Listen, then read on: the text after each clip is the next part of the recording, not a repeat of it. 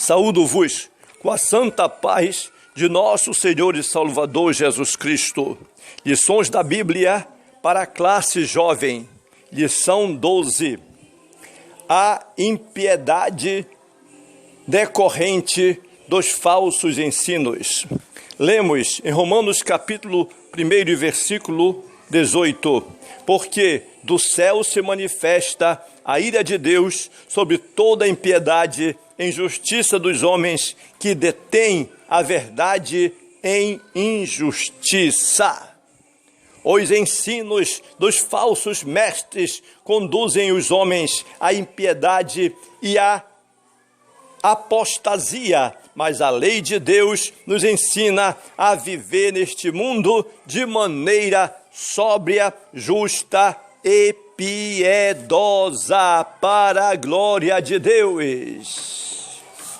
Após falar sobre os falsos mestres e sobre o juízo que viria sobre eles, Pedro prossegue descrevendo o perfil daqueles que estão destinados ao juízo divino. Embora o apóstolo ainda tenha em mente os impostores da fé, a sua denúncia descreve de maneira enérgica o retrato do homem ímpio e sua apostasia. Como veremos, a rejeição de Deus e aos princípios éticos contidos em sua palavra conduz o homem para um estilo de vida degradante e altamente nocivo para ele e para toda a sociedade. Os ímpios e suas depravações, eles andam em concupiscências.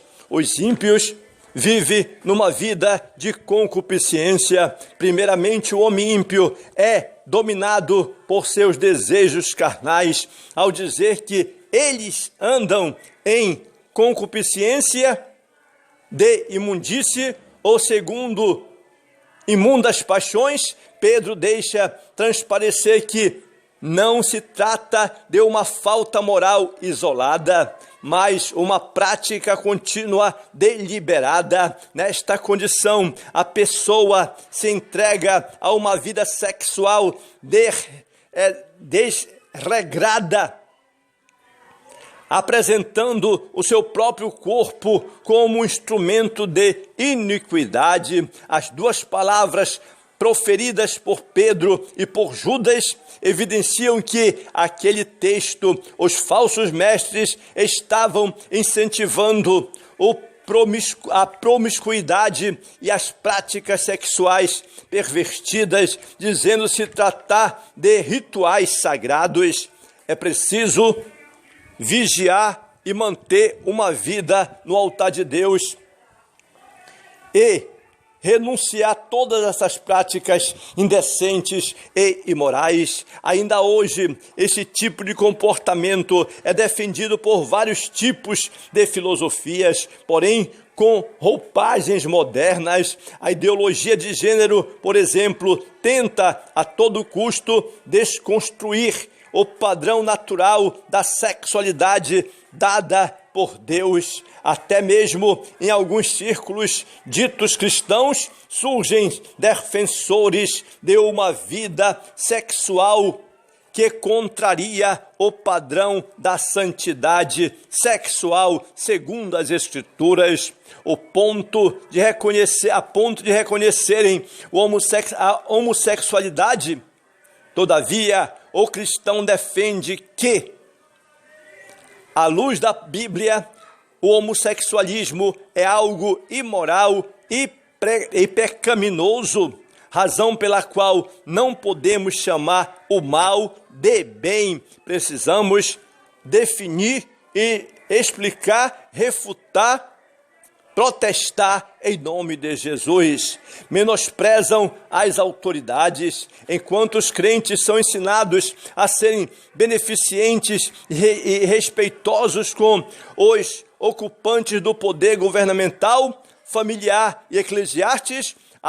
Os ímpios são insubordinados e rebeldes, agindo com desprezo as dominações. É possível que Pedro esteja se referindo no verso 12 ao desprezo dos ímpios, aos líderes da igreja ou até mesmo aos poderes angelicais do mundo espiritual. Em todo caso, essa atitude expressa uma insubmissão típica de uma rebelião moral do homem em face das autoridades estabelecidas por Deus.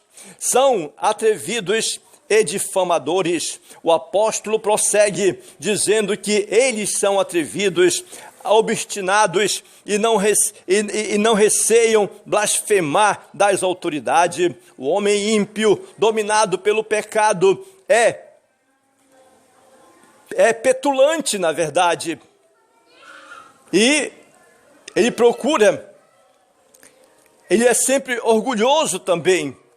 Acredita ser melhor que os outros e quer em tudo levar vantagem. Esse tipo de comportamento nada tem de cristão. Além disso, gosta de falar mal, não somente das autoridades superiores, como diz o texto, mas de tudo e de todos aqueles que imaginam que a fofoca e os boatos são vícios morais de menor gravidade. Deve atentar para as várias recomendações bíblicas sobre a maledicência e o domínio da língua.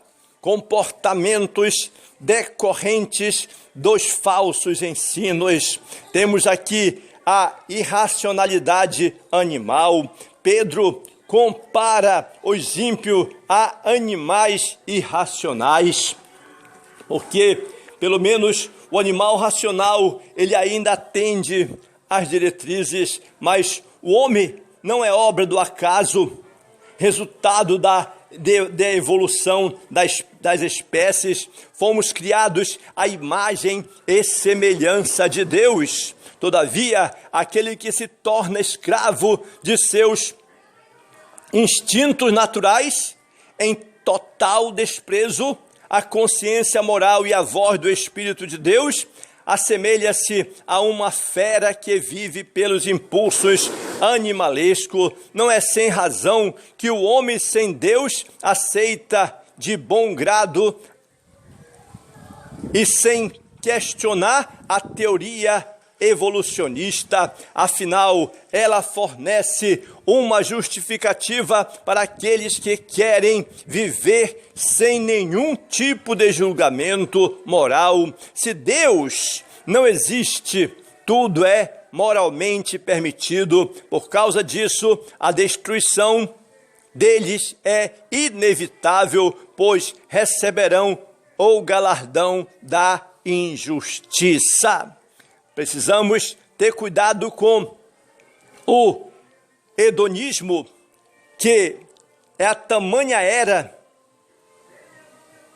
a devassidão que os homens se entregavam à luxúria carnal em pleno dia.